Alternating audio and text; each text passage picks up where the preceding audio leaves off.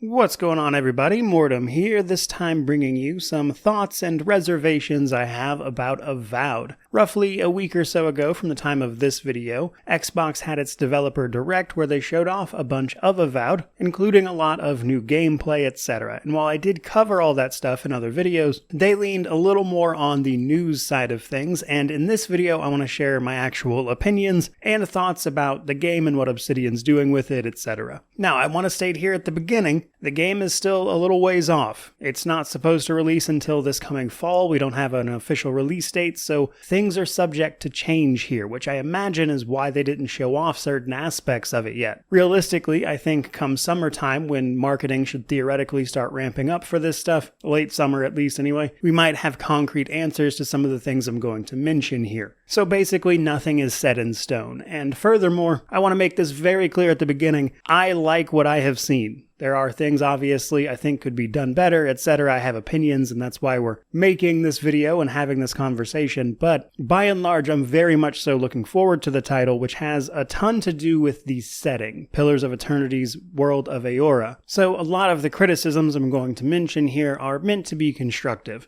So with all that said, let's actually dive into this a little bit. So I'm going to start this video talking about the two most common complaints I see about Avowed. Anytime it's mentioned, it always comes up. And when it comes to these, I'm certainly not trying to change anybody's mind, merely stating how I feel about them. And those are the graphical style of the game, how things look, and of course the combat lacking any real weight. These are the two most common things I see come up across any video I've made on it, certainly, but also just in general. So let's start with the graphics of the game, how things look. So very subjective. I don't fault anybody for not liking something here because that's just the way it goes. Me personally, though, I don't play games for the graphics. I don't really care how pretty it looks. I care whether or not the gameplay is good. And when it comes to visual representation or art styles, I mostly just appreciate a cohesive direction for the art, which is why you'll often catch me playing games that are pixel-based or rooted in an old school art style, such as recently I reviewed Graven, and I like the way that game looks quite a bit, and stuff like that is far from photorealistic. Which is to simply say that art is inherently subjective, so not everyone is going to like this. But for me, I actually really appreciate how they somehow managed to make this game look like Pillars of Eternity 1 and 2. And while I have seen some people take exception with the color palette, I would remind them that we've mostly only seen one area of the game, and not, for instance, the more dark and gritty areas that were briefly teased in the initial gameplay reveal. The bulk of the footage we've seen is from one area of the game in an area called the Living Lands, which is home to all sorts of biomes and wild, untamed land. But by and large, I think the art style feels like Pillars of Eternity, and some people will certainly say that games like Pillars of Eternity 1 had a much darker and grittier vibe, and that was also the vibe of the initial cinematic trailer they released.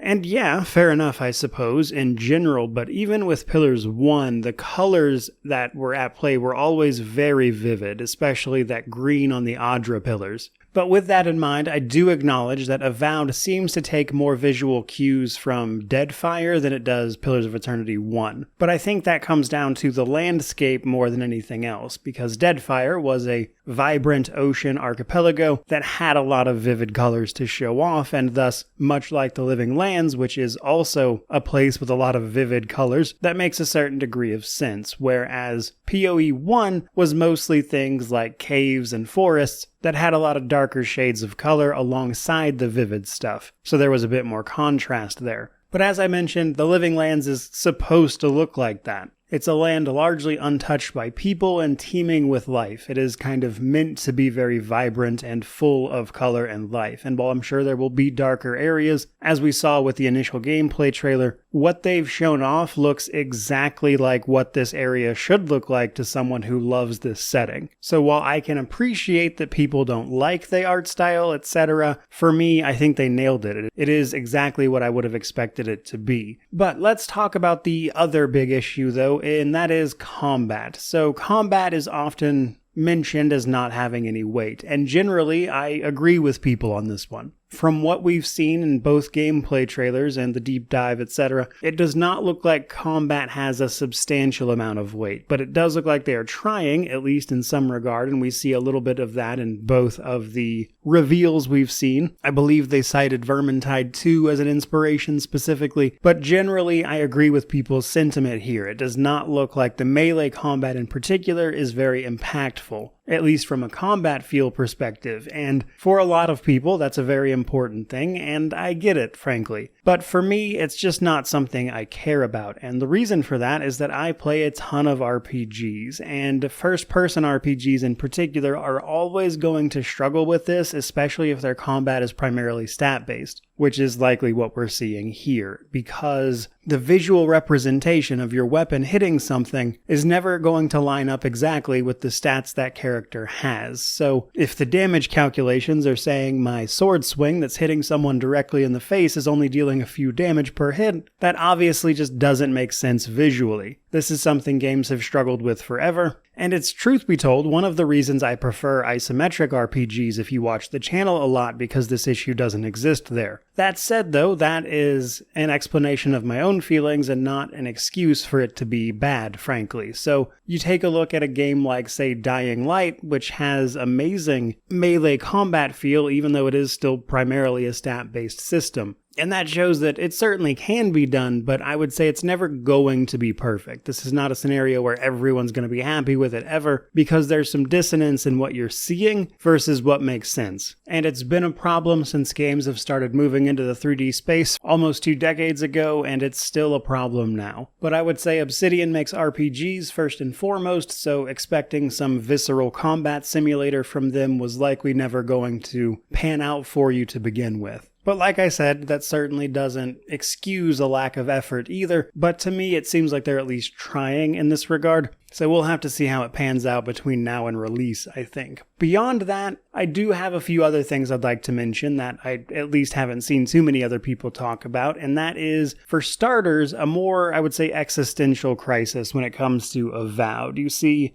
I love the setting of Pillars of Eternity. I admit the actual CRPGs, 1 and 2, aren't my favorites gameplay-wise, but I do like their overall RPG systems. The way stats are implemented, etc., I think is pretty cool. I like a lot of the classes, which have really unique things, like the Chanter and the Cypher are always my favorite examples, but even other stuff as well. And the way the actual lore of the world is set up and written is really fascinating to me. I did a whole lore series on it before I started doing this job full-time. So while I admit the games themselves aren't necessarily my favorite from a gameplay perspective, I really do love the world. And the reason I'm telling you that and trying to emphasize it so much is because as it stands right now, the chances of us getting a Pillars of Eternity 3 are negligible. I, truth be told, would prefer a Pillars of Eternity 3 to Avowed, to be honest, as I love a good isometric CRPG, frankly. But reality is, while the original title did very well, Deadfire, the second entry, did not perform great. It underperformed on sales, and it took it, I believe, a couple years to actually turn a profit. And I believe that didn't happen until after Avowed was announced, if my memory serves. I could be wrong on that. But I remember hearing about it at roughly the time that announcement was made, and I know Deadfire in particular saw a little bit of a sales boost after that announcement because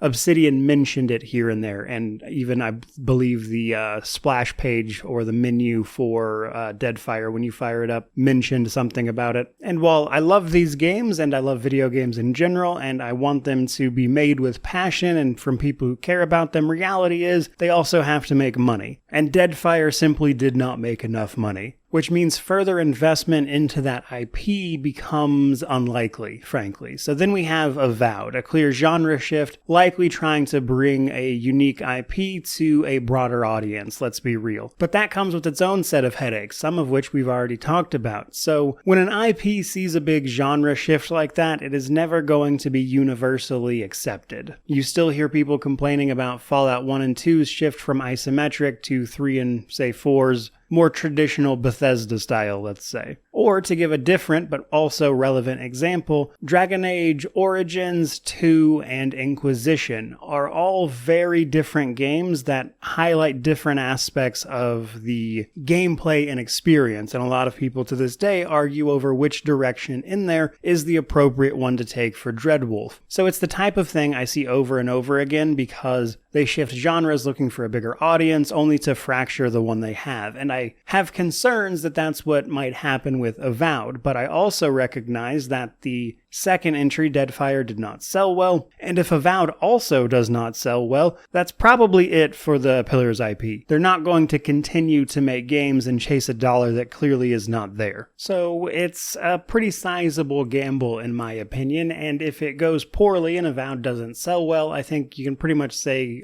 goodbye to Aora, which is one of the reasons I certainly hope Avowed does well, or at least well enough, because the other side of that coin is what if things go incredibly well, and then what further changes then kind of chip away at the overall experience, for instance. And that's a separate conversation, but it's a thing that also happens. And it's certainly the kind of situation where I don't think there's a right answer per se, but I do think are things people should keep in mind. Now, a little more specifically, I think one thing that's actually pretty telling from all of these gameplay trailers and things we've seen is, frankly, what we haven't seen, which is a lot of how the RPG systems actually function, what they look like, despite the developers, Kerry Patel, the game director, for instance, giving some information on this. In fact, they've gone pretty far in explaining a lot of how these systems are planned to work, at least in broad terms. For instance, we already know that it's going to be a classless system using a skill tree or skill trees, which sounds a lot like Skyrim, to be real. But then even that begs the question that if you're able to just tell us that directly, why wasn't it shown in the gameplay trailer? And there could be many reasons for that. Perhaps the UI simply isn't ready. It could just be a bare bones wireframe UI placeholder instead of something more forward-facing, but I imagine likely that these systems are still in flux and they're simply not comfortable showing them to people just yet, because first impressions matter, of course, if you couldn't tell by this entire video. But beyond that, we also know that there's only going to be human and elf customization, but we haven't seen any character creation. We know there's things like enchanted weapons with different effects, but we haven't seen any kind of inventory or UI setup at all. And basically, we just haven't seen enough, specifically from a UI standpoint. In fact, they seem to be going to great lengths to show you anything but what is UI related. And because of that, we have a lot of information about how these systems are meant to work, and not so much actually seeing how it works.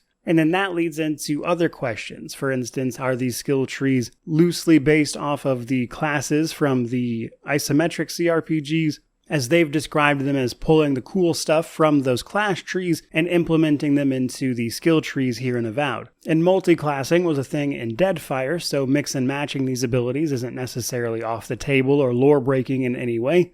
But it also begs the question of how you implement things like the Chanter class or the Cypher class, who have very unique things about them that make their implementation in a more action-oriented experience questionable. Another odd example I noticed is that in one portion of the extended deep dive that they talked about on the Xbox podcast, they showed a character going out of their way to avoid combat as opposed to rushing headlong. But I also noticed in that description that they never specifically used the word stealth. In fact, they seemed to go to lengths to avoid using that word, and they talked simply about going around enemies or finding a different path. And that's curious to me because a game like this would almost seemingly involve some element of stealth if you really wanted it to. And seeing as that was a pretty big part of the isometric CRPGs, it wouldn't be out of the question. The odd way that little section was presented was very strange. So to sort of wrap this up and start moving towards a conclusion here, for me, my main hangups about Avowed right now, following these reveals and stuff, is that they've shown us a ton while at the same time not really showing you how any of it works or the systems at play, which I think are going to wind up being some of the most important parts about it. I have no idea what building a character in this game looks like. We haven't seen a settlement or a quest play out, anything like that, outside of just cut and edited descriptions and things. So while I enjoy what I've seen of this title so far, moving on from here, I would say for their next big marketing push for this one, what I would really love to see is is, of course, all the things I just mentioned. But something like a 30-minute gameplay session where they go over building a character, what that looks like, if character creation is involved, if you can actually customize a good bit, what the RPG system's like, what is leveling up like, what is equipment like, what is interacting with the gameplay like in a full-on sort of uninterrupted, unedited gameplay session. And I think that would probably be best in terms of learning what this game is going to actually look like while you're playing it, outside of a few combat scenes in one specific area of the game. Because while that looks great to me, I think they really need to give people a reason to get invested in this world and what the IP as a whole has to offer, which I think is going to require showing them how you can build a character and get involved in the larger happenings of the Living Lands. But that's pretty much going to do it for me. That's kind of my extended thoughts and opinions on this one, as it is one of my most anticipated games for 2024, so I thought it warranted a little more discussion. So with that in mind, I certainly hope you got something out of it, but do let me know how you feel about it down in the comment section below, which of course means to like, comment, subscribe, all that YouTube jazz. But regardless of any of that, truly, just thank you so much for watching. I really do appreciate it. May you wander in wisdom and have an amazing day.